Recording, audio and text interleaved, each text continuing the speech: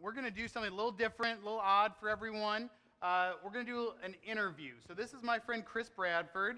Everybody say hi, Chris. How's it going? I know.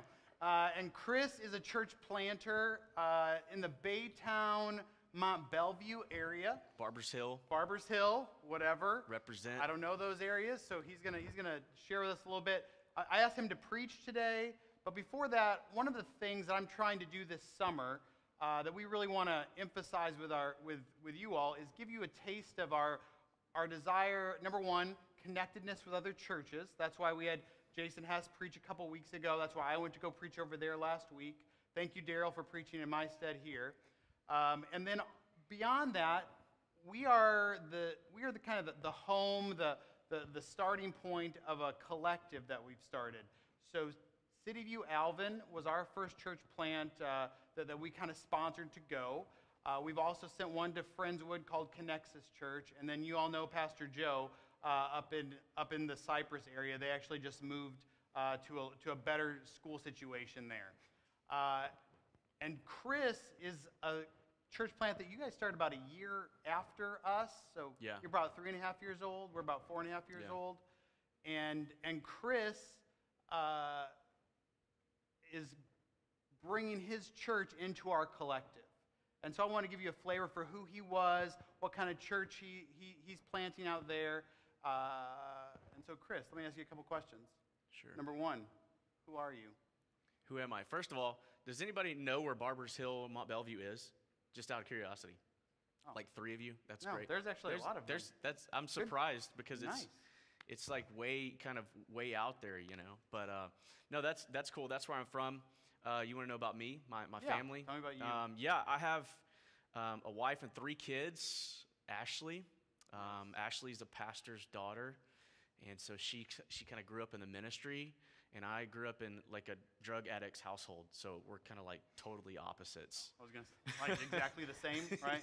Broken home, pastor's daughter, yeah. right? Wow, That's Ashley. We have 3 kids. We actually have a boy that's about to be 7, a boy that's about to be 4. Which, Jason, you actually met them the other day and saw how crazy they are. Kind of like yours. Yeah. And then I have a 10 I can relate. I get it, yeah. But I have a 10-month-old daughter, and I thought I loved those boys until she was born. And she's. Now your love I'm pretty pales smitten. in comparison. Yeah, I'm pretty smitten with her. I think my wife is jealous a little bit. I saw something terrible you did to her. You put her in a Cowboys cheerleader outfit. Like, I think that's child abuse. America's team, baby. No? America's team. Right? Are you a fan? Oh, yeah. Lindley's a fan. Lindley's a fan. That's right. Yeah. We try to hide that as much as possible. We have a Houston group, Cowboys fans in Houston on Facebook. It's pretty cool. Oh, all right. Well. Anyway, we've been married for 11 years, and she's stuck with me, so we're doing okay for a bit. Yeah. So tell us about where you're planting. Tell us about the area, the people, all that stuff. Yeah. So you guys, anybody here like born and raised in Houston? Who here is like a transplant of Houston? Like you're not from here? Most of us, yeah. Yeah. Look at real quick, CityView. Raise your hand again for that. If you're a transplant from, look around at our church here. Lots of people. All right, y'all. Most of us are not Houstonians native. Okay, so here's what I'm going to do. I'll just give you a brief synopsis of like the Houston area. If you don't know Houston that well, then on the east and southeast side of Houston, we call it like the refinery corridor. So that's where your refineries are, your chemical plants. And so it's literally from like the west side of Houston, north side of Houston, Woodlands, west side of Houston, Katy, and all of that. That's kind of like your, and then that's Pearland. The energy corridor, yeah, Pearland would be more like your white collar, more middle class, upper middle class, educated. Medical center. Yeah, and then on the east side of Houston, you have kind of like the blue collar refinery workers. That's where I grew up. I grew up in Pasadena, Stinkadena, right? You know, you drive down 225 in Pasadena, you can smell it. You know you're there when you get there. That's where I grew up, and so that's kind of the demographic, like blue collar plant workers, and so that's kind of the demographic that we're reaching there. These guys are like shift workers. How is that area growing? Have you seen that area growing? Yeah, it's definitely growing yeah. with the rest of Houston. You know, Houston's growing at 2,500 people per week right now. Yeah. So Houston's growing crazy. We just passed up New York City as the most culturally diverse city in the nation, primarily due to Fort Bend County. But all that to say, the east side is growing. And those of you that are familiar with 99, the Grand Parkway, like it's about to be constructed right through the town where I'm in, Mont Belvieu. I could literally walk out of my house and throw a stone and hit the Grand Parkway. So once that's developed, I mean, the growth is going to be insane. You'll be able to get from like Baytown, Mont Belvieu to the Woodlands in like 30 minutes, which right now it takes an hour. Yeah. So, Welcome to getting everywhere. It feels like it takes an hour here. Yeah, absolutely. I mean, traffic is insane. But yeah, so. Real quick on those demographic stats. Yeah. One thing, when we planted CityView, we said, we looked at the numbers and said, this area is going to, it was 6.5 million at the time, the statistical area of Houston. And then it's going to grow, at that point it's going to be 10.5 million. That number's just been revised by 2050. By 2050, the number is going to be 14.3 million people in the 8-county metropolitan statistical area around Houston. Wow. So there's a need for more churches and a need for more churches to get on board and inspired to be planting more churches. Well, and what's crazy about that is that's just the new population. That's not counting the churches that are dying. Oh, yeah. Left and absolutely. right. Yeah, absolutely. So, Chris, you're about to join our collective. We're changing it from the CityView Collective to the Houston Collective.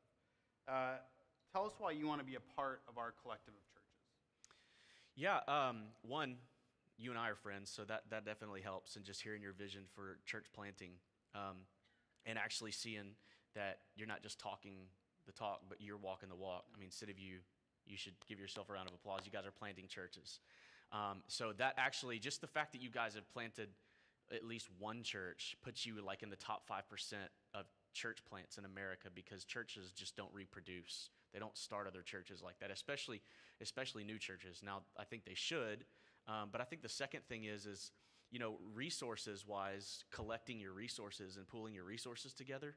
I mean, it just makes sense, So we want to plant churches, but to be honest, I mean, it's really difficult financially to plant a church by yourself, financially.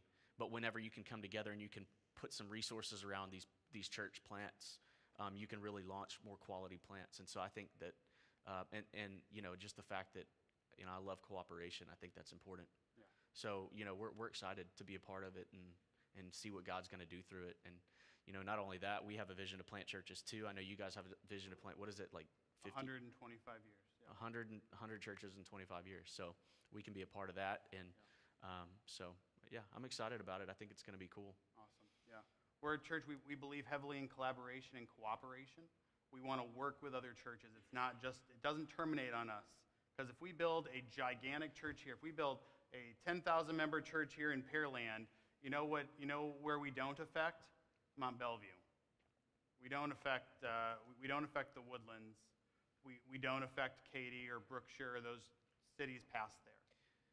And this is a city that's growing like crazy. The gospel needs to go to those places, because just like most of us are not from Houston, most of the people moving to Houston are not from Houston. They're coming from all over the place. And so we need different churches in different places all over this city. So you know what's crazy, Jason, if you don't mind me taking 20 seconds. So I have a mentor. His name is Kevin Cox. You know Kevin. Kevin planted Vista Church in Dallas, and they've planted like 20 churches. They've been in existence for, I think, 8 or 9 years. They've planted like 20 churches. And this last Easter, he gave this stat to his congregation. I think they had, on Easter Sunday, their church had like 300 people in attendance, which was awesome. It's great for a church plant that meets in a school. They had 300 people in attendance. And he walks up to his church and he says, "Hey guys," he goes, "man, this is pretty awesome." He goes, "We have 300 people in attendance." He goes, "But what you don't know is that with all of the churches we planted," he goes, "this morning we have over 10,000 people in attendance." So he's like, he was like, "You know what? We're a mega church. Yeah. We're just spread out all over the place." And I would be curious to know, I mean, we can't figure that out now, but I would love to know what you had in attendance Easter Sunday with all of your churches. We actually know that one. You know it? Yeah. The 4 churches that we've started, including ourselves, on Easter Sunday, we had over 500 people in attendance. Yeah. 500, and I think it was 20 in attendance on Easter Sunday. That's awesome. Yeah. That's cool. Yeah. It's the collective ability to share the gospel where we can multiply much faster that way. Yeah. We can grow much faster that way, and the gospel can be heard much more clearly to individual hearts and minds that way. I'm going to pray, and then I'm going to ask Lindley to come back up here and lead us in worship. Father, thank you. Thank you for Chris. Thank you for his vision. Thank you for his desire to plant churches, to bring the gospel to the Barbers Hill, Mont Bellevue, Baytown area. Thank you for him. Lord, I pray for him as he preaches in just a few minutes for us. Lord, that you'd use him, that you'd speak through him, that you would speak to our hearts today through him. Lord, thank you for Chris. Bless him and use him. In Christ's name, amen.